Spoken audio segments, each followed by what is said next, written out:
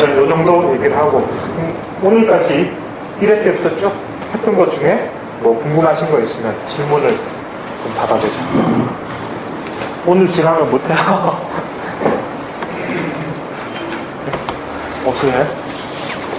아니면 개인적으로 책 보실 때 좀 이해가 안 됐던 부분이나.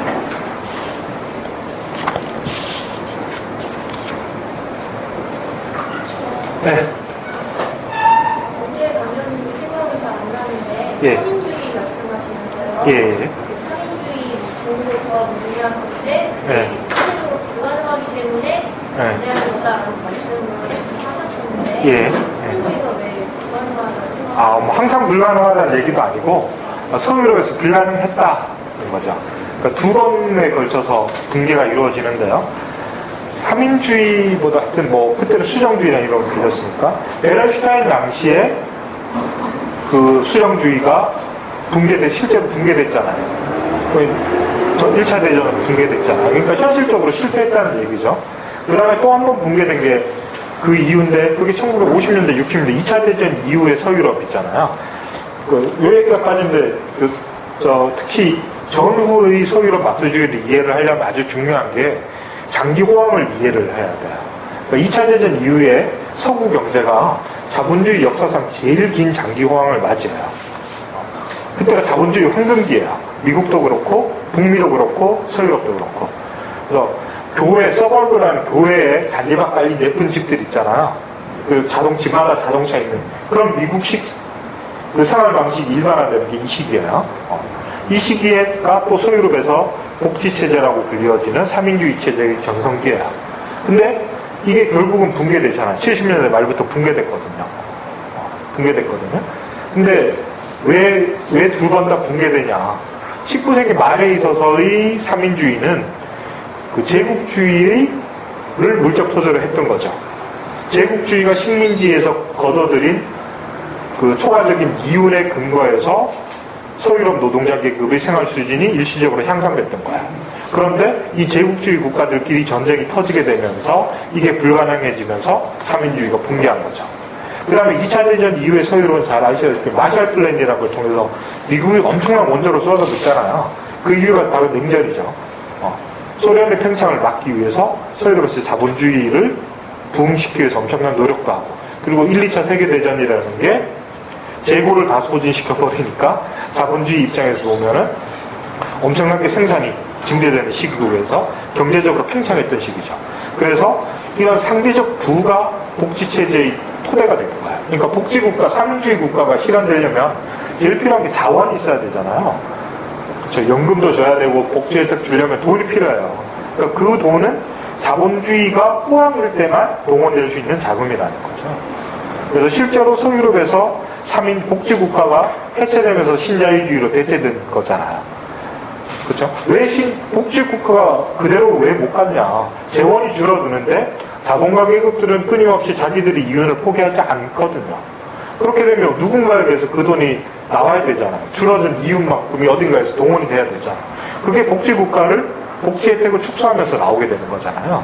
그렇죠? 그래서 결국 3인주의 또는 복지국가 모델이라는 거는 그게 제국주의에 근거했던, 아니면 뭐 다른 어떤 경제적 원인에 근거했든지 간에 자본주의 호황기에만 존속될 수 있는 모델이라는 게 역사적으로 두 번에 걸쳐서 이제 입증됐다는 거죠.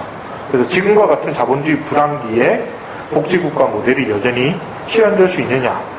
그거는 뭐 각자의 판단인데 역사적으로는 참조할 수 있는 게 이제 있다는 거죠.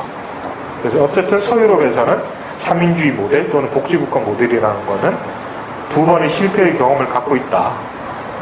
거고.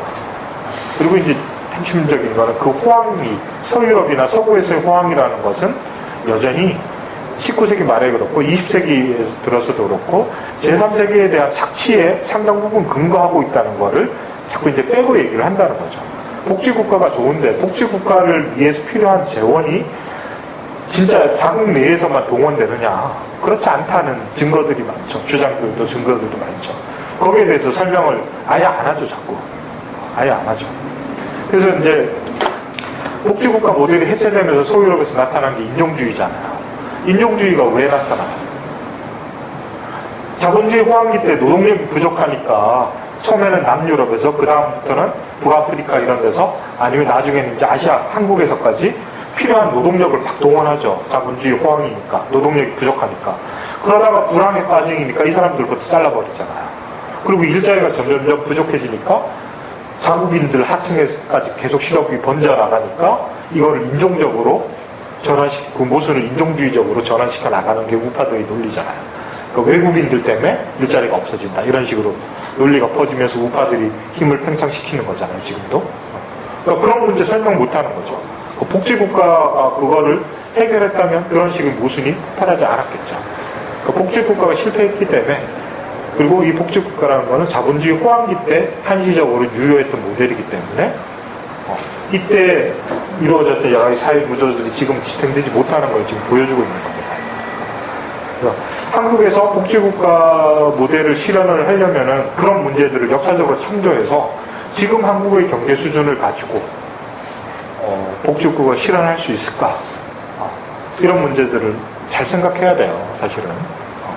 그게 무슨 얘기냐면 주류 경제학의 관점에서 봐서 그런 게 복지국가에서 복지 예산으로 지출되는 거는 경직적 예산이에요. 이걸 줄이기가 힘들어요. 경제 변화에 따라서 예를 들어 세입 같은 것들은 줄어들고 늘어나고 하잖아요. 근데 세입의 변화에 따라서 세출을 연동시켜야지 재정이 안정이 될 거 아니에요. 그렇죠? 근데 복지 예산은 기본적으로 그 줄이기 힘든 예산이에요. 한번 확보가 되면. 근데 세입은 이렇게 경기에 따라서 변동을 하는데 이게 변동이 되지 않기 때문에 문제가 생긴 거 아니에요. 그렇죠? 그래서 신자유주의자들이 이데올로기적으로 자기들을 막 정당화하면서 대중선동에 성공했던 게 바로 그런 거예요.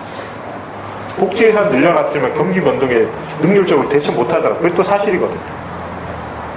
그런 문제에 대해서 복지국가 주장하는 사람들이 대응하는 만한 논리를 정말 갖고 있냐 그런 거를 좀 생각을 해보셔야 되겠죠. 그 주장하시는 분들은. 지금 당장 그 무상급식만 해도 당장 예산 문제 부딪혔잖아요. 그렇죠? 좋은 얘기 무상급식 해야 된다고 저는 생각해요. 그래서 전 전국민 무상급식 해야 된다고 생각해요. 제가 저번에도 얘기했지만 제가 대통령 되면 김밥 천국을 국유화할 거예요. 그래가지고 전국민 무상급식을 해야 된다고 생각하는데 당장 그 학교 무상급식도 예산 문제 부딪혔잖아요. 그렇죠? 이게 단순한 문제가 아니에요. 또 다른 얘기 없으세요? 예. 첫 시간에 질문을 했어야 되는 것 같은데 예. 지금도 이게 진짜 많은 질문이죠. 예. 아나키즘이라는 게 있잖아요. 예. 이것과 이제 그러니까 마르크시즘의 어떤 선언적인 보류를 봤을 때 예. 아나키즘이라는 사상은 이상이 어떻게 되는 건지 좀 여쭤봐도 될까요? 예, 여러분 돌아봐야 되는 건지 네? 원래 같이 있다가 이제 집을 나간 거라고 봐야 되는 건지 원래 다른 전통 속에 있었던 거죠. 다른 전통 속에 있다가 막스주의 영향력이 강해지면서 아나키즘이 막스주의로 수렴하는 부분이 있어요. 그러니까 아나키즘은 막스주의보다 숫자는 적지만 이 스펙트럼은 훨씬 더 넓어요. 이 끝에서 이 끝까지 극우부터 극자까지 아나키즘 안에 다 들어가 있어요. 그래가지고 아주 그걸 상징적으로 보여주는 코미디가 80년대에 있었는데 80년대 한국 사회는 금서가 많았죠. 로버트 노직이라는 사람의 책도 제목이 뭐죠? 문지에서 나왔는데 아나키즘 이런 아나키즘의 유토피아라는 금서였어요. 금서. 아나키즘이라는 말이 들어갔다고 금서였어요. 근데 내용은 아주 극우적인 내용이에요. 그게 지금의 신자유주의의 이데올로기적 원천 중에 하나예요. 미국의 프리드만부터 시작해서 신자유주의 이데올로기 퍼뜨린 사람들이 많이 있잖아요. 뷰캐넌이나 이런 그 중에 한 사람이에요. 이 사람은 하버드 대학 교수고 연봉도 되게 많고 세금 납부 거부했어요. 일체의 국가 권력 거부한다고. 아나키즘의 제일 극단적인 거는 바로 지금 신자유주의자들이 아나키즘하고 상당히 가까워요, 실제로. 국가가 하는 공공적인 모든 거 다 없애자고 얘기하니까. 그렇잖아요. 복지부터 시작해서 이런 거 다 없애자고 주장하는 것도 아나키즘. 반대로 아주 막스주의하고 가까운 아나키즘도 존재해요. 그러니까 상당히 다양한 스펙트럼을 가져서 아나키즘이 어떤 거다.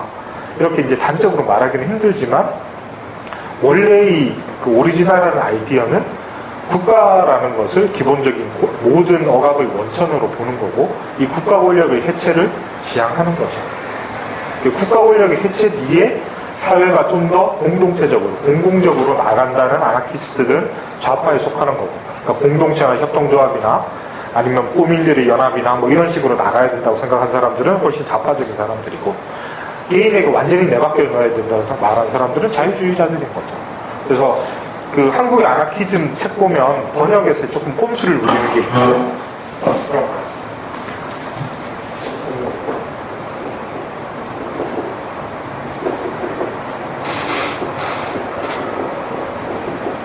그러니까 그 한국에서 아나키즘 주로 이제 좌파적 경향의 아나키스트들이 많아, 역사적으로. 그 민족해방운동부터 쭉 시작했기 때문에. 그런 사람들이 많기 때문에 이 두 개의 용어를 인위적으로 자꾸 번역을 달리하는 사람들이 있어요. 그래서 원래 영어에서 이 두 개가 같은 말이에요. 그 두 개가 섞여서 사용돼요. 섞여서 사용되는데 문제는 리버럴리즘 그러면 이제 영미식 자유주의 같이 되니까 좌파적 관점에서 아나키즘은 이거를 지향하는 사람들이거든요. 원래 아나키즘은 자유주의자들이에요. 자유주의의 극단적인 형태가 아나키즘이에요. 근데 이게 주류 자유주의자, 자본주의 옹호하는 자유주의자들하고 구별이 안 되니까 이걸 자꾸 이제 초자유주의 이렇게 번역하는데 실제로 같은 단어예요. 이게 보여주는 게 뭐냐면 아까 로직 얘기나 이런 게 보여주는 게 뭐냐면 아나키즘이라고 상당히 극좌에서 구까지 공존하는데 기본적으로 국가 권력으로부터 개인의 자유를 지향하는 거죠. 네. 국가 권력을 뭐 폭력적으로 전복해야 된다는 사람도 있고, 아니면 자본가들에게 다 맡겨야 된다 이런 사람도 있고, 그건 다 아나키즘입니다. 그러니까 문제는 자본주의에 대한 태도가 갈라지는 거죠.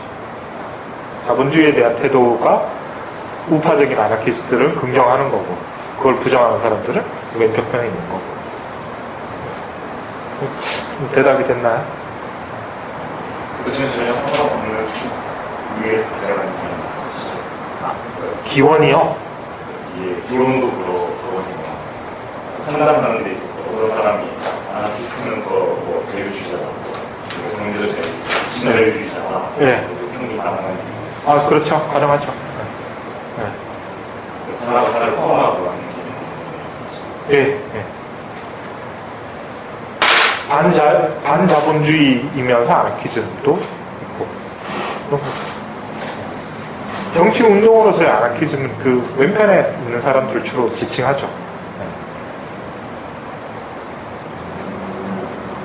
또 뭐든지 좋아요. 네, 네. 이 책에서는 이제 분량들 때문에 안 보시고 스페인 대전 같은 경우에 지속적으로 강조된다는 느낌이 좀 인상을 받았었거든요. 강조된 누가? 강조된 사람들이니까 이제 서구에서 흔히들 얘기를 하잖아요. 네. 이제 아까 좀 얘기한 아나키즘에 대한 좀 영향이 좀 있을지 모르겠는데 네. 사실 어떤 스탈린주의에는 어떤 반발, 네. 오히려 이제 어떤 자본주의 역시 수용할 수 없는 이제 좀 네. 그 흐름이 분명히 유럽에서 존재한다고 보여지는. 아, 그렇죠. 네, 네. 그러니까 좀 맥락 같은 게 사실 이 책 안에서는 제가 좀 아까 이제 웨스턴 마크시즘의 출발점하고 같은 얘기인데요. 웨스턴 마크시즘부터 68 이후의 그 유럽의 좌파, 서유럽 좌파들의 기본적인 포지션이 그런 거예요. 처음에는 러시아 혁명을 지지했지만 스탈린 체제에 스탈린에 반대하고 삼인주의 체제에도 반대하는 그 중간지대. 이게 이제 그 사람들이 공통된 집안이죠. 공통된 집안인데 이제 특히 2차 대전 이후로 가면은 이 사람들이 이제 반스탈린주의를 아주 두드러지게 얘기를 해요. 두드러지게 얘기를 하고 몇 가지 사건들이 있죠. 2차 대전 이제는 아까 말씀하신 스페인 내전 같은 거 왜 얘기되냐면 그게 반파시즘 전쟁이잖아요. 인민조선이 스페인에서 집권하고 나서 우파 쿠데타가 일어나고 거기서 내전이 일어난 거잖아요. 근데 이제 이 인민전선을 구성하는 주축은 아나키즘이에요. 그러니까 이베리아 반도의 경우에는 아나키즘이 막스주의보다 세력이 훨씬 강했거든요. 그러니까 좀 농업이 훨씬 발달해 있는 사회가 아나키즘의 막스주의자들이 이제 결합되어 있는 상태였는데 문제는 이 독일과의 관계 때문에 스탈린이 그 좌파 정권을 일부 지원하긴 하지만 독일과 이탈리아가 프랑코 근데 우파 쿠데타 세력을 지원했던 것만큼 열심히 지원을 안 해버려요. 안 해버리는 데다가 게다가 지원을 한다고 이제 군대나 군사고문단을 보내는데 군사고문단의 상당수가 색깔한 비밀경찰들을 보내요. 비밀경찰들을 보내가지고 이 자기 노선에 반대되는 사람 그 전쟁의 와중에 숙청을 해서 사형을 시키고 막 그래요. 이렇게 되니까 그 인민전선 내부에 있는 사람들, 다른 정파의 사람들 눈에 보면 이거 상당히 이 뭐랄까 정파적인 독단적인 행동처럼 보이잖아요. 실제로 그런 측면이 강하고 그리고 특히 트로츠키주의자들 막 학살해버리거든요. 그 안에서 체카가. 이 세상에 이런 게 전쟁, 지금 파시스트하고 전쟁하고 이제 내부에서 숙청을 하니까 이제 그 부분에 대해서 상당히 이제 부정적인 인식이 있었던 거죠. 그러다가 2차 대전 이후에 냉전이 접어들면서 반스탈린적 노선에서는 이게 되게 중요하게 강조가 됐던 거죠. 뭐 그런 맥락이 있죠. 그런 맥락이 있는데 해밍웨이 같은 사람 소설로도 유명하고 영화로도 만들어지고 뭐 이러니까 되게 대중적인 소재가 됐고 그리고 이제 좌파적 지향의 사람인데 냉전 시대 소련을 지지한다고는 얘기 못 하잖아요. 소련인데 실제로 거부감도 많이 있었고 그런 사람들이 선택할 수 있었던 어떤 길이라는 건 되게 한정돼 있었죠. 그러니까 우리가 나중에 소유럽 좌파들이 가듯이 이론적 영역으로 아예 빠져들거나 정치적 실천을 하거나 해야 되는데 이론적 영역으로 빠져들지 않는 정치적 실천의 세력의 경우에는 되게 제한적인 영역에서 활동할 수밖에 없었어요.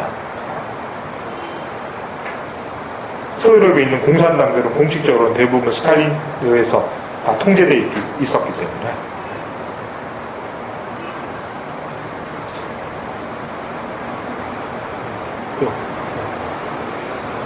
그래서 그런 저번에 그 얘기 됐잖아요.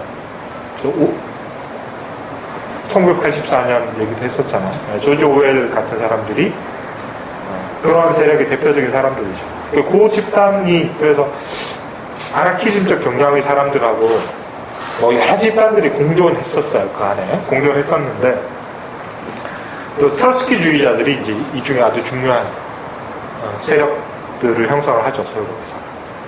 숫자는 그렇게 많지 않아요.